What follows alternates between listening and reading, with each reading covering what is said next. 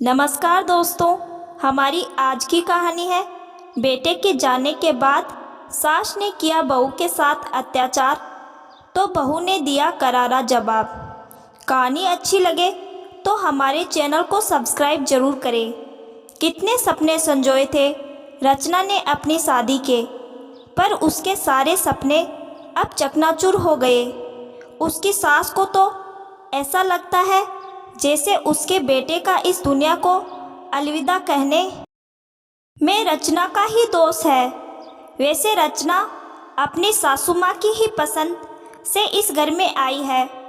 पूरी जन्मपत्री कुंडली मिलाने के बाद ही पंडित जी ने कहा था विवाह के लिए इससे अच्छी कन्या कोई हो ही नहीं सकती। दोनों के 36 के 36 गुण मिलते हैं।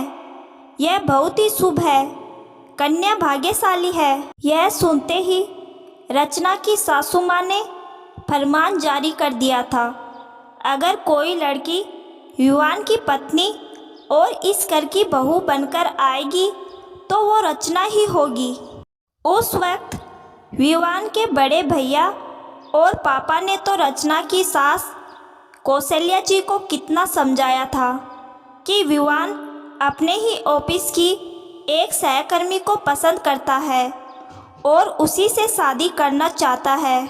यह सुनने के उपरांत कौशल्या जी अंजल त्याग धरने पर बैठ गई कि वह विवान की शादी किसी विजातीय लड़की से जीते जी तो नहीं होने देगी। यदि उनकी मर्जी के खिलाफ शादी हुई तो इधर डोली उतरेगी और उधर उनकी अर्थी उठेगी।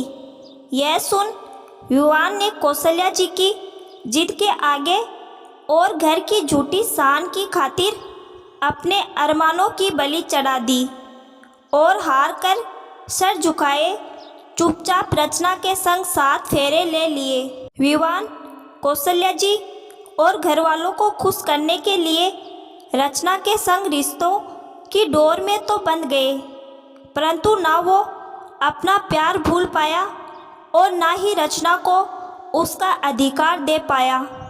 शायद यही गम उन्हें अंदर ही अंदर खाए जा रहा था, इसलिए वो शराब का सहारा लेने लगा और एक दिन नशे में ड्राइव करते हुए शादी के 8 महीनों के भीतर ही रोड एक्सीडेंट में मृत्यु के काल में समा गया और कौशल्या जी रचना और उसके परिवार पर सारा दोष यह कहकर मंडने लगी कि उन लोगों ने उसके साथ धोखा किया है, गलत जन्मपत्री और गलत कुंडली देकर।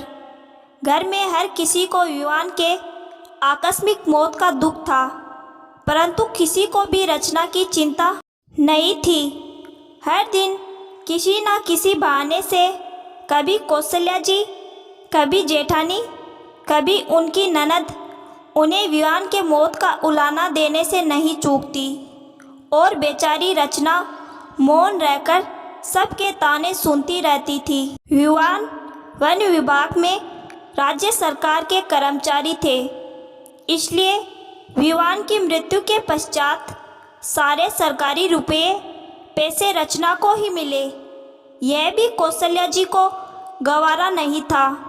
बेटा उनके घर का तो रुपये पैसे पराये घर से आई बहू को क्यों मिलना चाहिए। रोज रोज के कलह से तंग आकर रचना ने सारा पैसा कौशल्या जी के खाते में हस्तांतरित कर दिए। इस पर भी उनका जी नहीं भरा।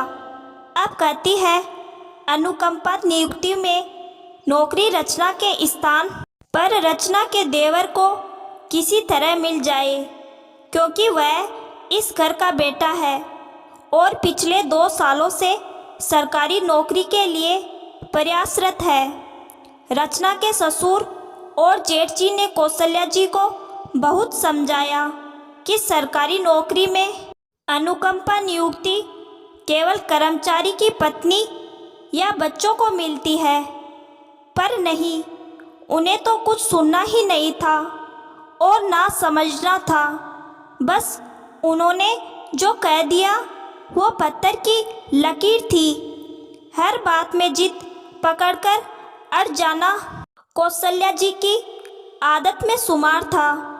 रचना की यह हालत देखकर उसकी ननद को उस पर दया आ गई और रचना ने खाना भी नहीं खाया होगा, यही सोच उसकी ननद सौम्या रचना के लिए भी खाना परोस कमरे की ओर बढ़ी। सौम्या को खाना ले जाता देख उसकी बड़ी भाभी उस पर बरस पड़ी और कहने लगी, कोई ज़रूरत नहीं है उस महारानी के लिए खाना ले जाने की। मम्मी जी ने उसे खाना देने के लिए सख्त मना किया है। उसे भूखा प्यासा ही रहने दो, जब भूख लगेगी तो खुद ही लेकर खा लेगी। किसी को उसे खाना देने की ज़रूरत नहीं। उसे खानदान के इज्जत का जरा भी ख्याल नहीं। मैडम को नौकरी करना है, विधवा होकर सज धज कर घर से बाहर निकलना है। बड़ी बहू की बात सुनकर कौशल्या जी बोली, सौम्या तेरी बड़ी भाभी सही कह रही है, तुम अपने काम से काम रखो। हमारे घर के रीति रिवाज अभी तुम नहीं जानती कि किस तरह बहू को मान मर्यादा में रहना पड़ता है। यह सब सुनकर सौम्या से रहा नहीं गया। वो बोली, माँ आपकी बेटी घर से बाहर जाती है, नौकरी करती है, यह बात तो आप बड़े शान से सबको बताती फिरती है, तब आपके खानदान की इज्जत पर कोई फर्क नहीं पड़ता। और आपकी बहू नौकरी करना चाहती है तो आपकी इज्जत घटती है। यह कैसी दोहरी मानसिकता है। यदि मैं इस तरह भूखी प्यासी पड़ी रहती तो क्या तब भी आप मुझे खाने को नहीं पूछती? यह सब आखिर क्यों? वो जो आपके घर पर है वो खुद चलकर नहीं आई है। आप सब उसे बाजे गाजे के साथ ढोल नगाड़े पीटते हुए लेकर आए हैं। यह घर जितना आपका है मेरा है, उतना ही छोटी भाभी का भी। वह कुछ नहीं कहती, इसका यह मतलब कतई नहीं है आप सब उन पर अन्याय करें, उन्हें उनके अधिकारों से वंचित कर दे।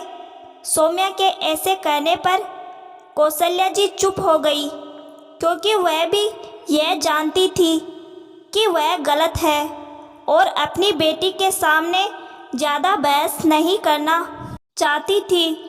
जैसे ही सौम्या कमरे में पहुंची, रचना बिस्तर पर औंधे मुँह लेटी सुबक रही थी।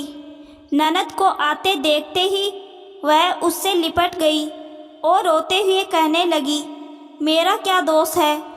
मैं क्यों इस घर में नहीं रह सकती? मैं क्यों नौकरी नहीं कर सकती? विवान की इस नौकरी के अलावा मेरे पास आजीविका का कोई साधन भी तो नहीं है और मम्मी जी नौकरी करने से मना कर रही है। सौम्या ने कहा, भाभी आप जब तक सहन करती रहोगी और कुछ बोलोगी नहीं, ये लोग आपको ऐसे ही सुनाते रहेंगे और आप पर अत्याचार करते रहेंगे। आपको इनका विरोध करना चाहिए, वरना यह मर्यादा के नाम पर ऐसे ही आपके पैरों में बेड़ियां डालकर पूरे जीवन भर बांधे रखेंगे।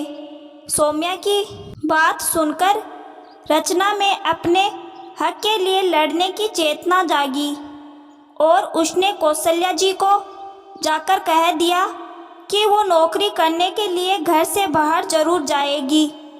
कौशल्या ने उसके माता पिता को बुलाकर कहा, हमारे घर की बहुएं केवल घर संभालती है, नौकरी नहीं करती। आपकी बेटी नौकरी करना चाहती है, इसलिए आप उसे अपने साथ ले जाइए। यह सुनते ही रचना की माँ दोनों हाथों को जोड़ती कौशल्या जी को संबोधित करती हुई बोली, बेटी तो पराया धन होती है और ब्याहता बेटी अपने मायके में नहीं ससुराल में शोभा देती है। आप जो चाहेगी वही होगा। रचना नौकरी नहीं करेगी। यह सुन रचना बोली, बस बहुत हो चुका, अब मुझे आप सब लोगों की राय नहीं चाहिए। मम्मी पापा आप दोनों भी मेरी सासू माँ की तरह ही सोचते हैं। आपसे मुझे ये उम्मीद नहीं थी। आपके कहने पर मैंने चुपचाप बिना लड़का देखे शादी कर ली। विद्वान जी ने मुझे पत्नी का अधिकार नहीं दिया, वो भी मैंने सहन कर लिया। विद्वान जी के मौत का जिम्मेदार मुझे ठहराया गया, फिर भी मैंने कुछ नहीं बोला। पर आज आप सब मेरे अधिकारों का गला घोंटकर मुझे जीते जी मार देना चाहते हो, ये मैं बिल्कुल बर्दाश्त नहीं करूँगी। रचना ने कौशल्या जी को कहा, और हाँ मम्मी जी, आप भी ध्यान से सुन लीजिए, मैं इस घर में ही रहूँगी और नौकरी भी करूँगी। मुझे आपकी मर्यादाओं में रहने की अब कोई ज़रूरत नहीं है। सब रचना के मुँह की तरफ देखने लगे। किसी की भी हिम्मत उसकी बातों का जवाब देने की नहीं थी, क्योंकि आज रचना ने सभी को मर्यादा के नाम पर औरतों पर किए जाने वाले अत्याचारों का विरोध करने के लिए करारा जवाब दे दिया था। तो दोस्तों, क्या आप रचना के इस बदलाव से सहमत हैं? कमेंट करके बताइए और हमारे चैनल को शेयर और सब्सक्राइब जरूर करें। धन्यवाद।